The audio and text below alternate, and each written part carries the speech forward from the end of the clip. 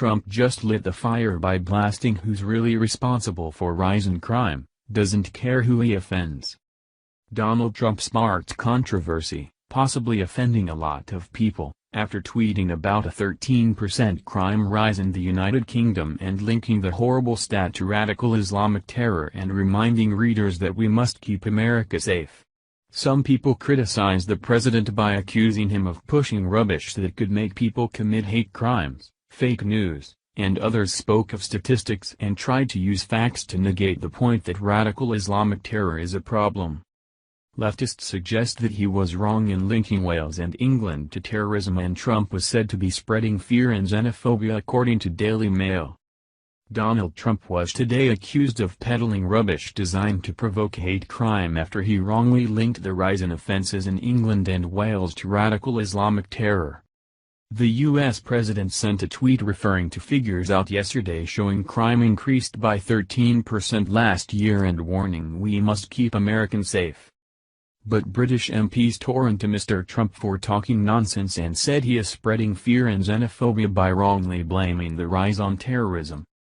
Others accused him of peddling fake news and pointed out terrorism accounts for a tiny proportion of crime in Britain. Mr. Trump wrote on Twitter, "Just out report, United Kingdom crime rises 13% annually amid spread of radical Islamic terror. Not good, we must keep America safe."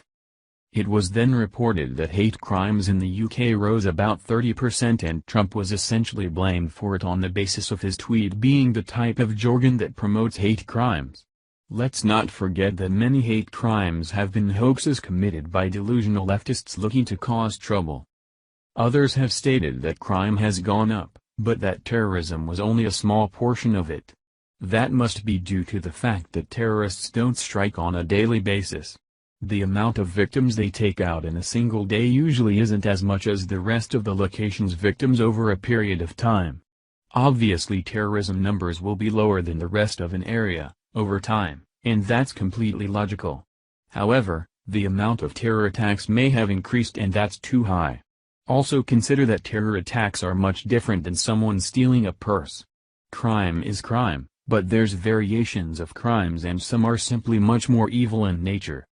Labour MP Yvette Cooper, chair of the influential Home Affairs Select Committee, hit back saying, "Hate crime in the UK has gone up by almost 30% and rubbish like this tweet from Donald Trump is designed to provoke even more of it."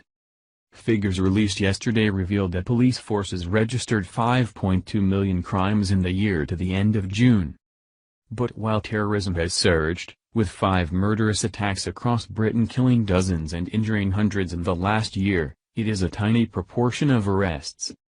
This statistic is an attempt to dismiss the problem with terrorism. There could be several reasons why terrorists are a tiny proportion of arrests.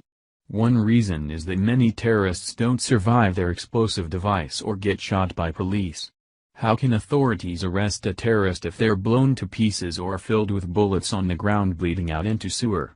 Terrorists usually only strike once in a while, taking out mass casualties, but it's likely hard to arrest them due to the nature of the game in which they're usually not alive after the attacks. Tory MP Crispin Blunt, former chair of the Foreign Affairs Select Committee, said, "I think it is a bizarre lack of self-awareness from a supporter of keeping Americans armed to the teeth with wholly predictable consequences." He urged caution in using the police data as a basis for analysis, and added, "However, linking overall crime levels to Islamic extremism is utterly bonkers. Fake news, to coin a phrase. What doesn't make sense is this: why can't crime levels be linked to Islamic extremism? Isn't terrorism a form of a crime? If so, then terrorist attacks contribute to crime levels. Technically, that makes it real news. When a terror attack happens and hundreds of people are injured or murdered, does that not count as a crime? Does it matter if it's by an Islamic person or anyone else? It's still a crime regardless of who commits it." Maybe Trump is doing what he does best, where he throws a tweet out there and the media runs wild with it. Or perhaps Trump is reminding Americans to stay aware of the one culture and religion that continuously spawns terrorists and commits acts of hate.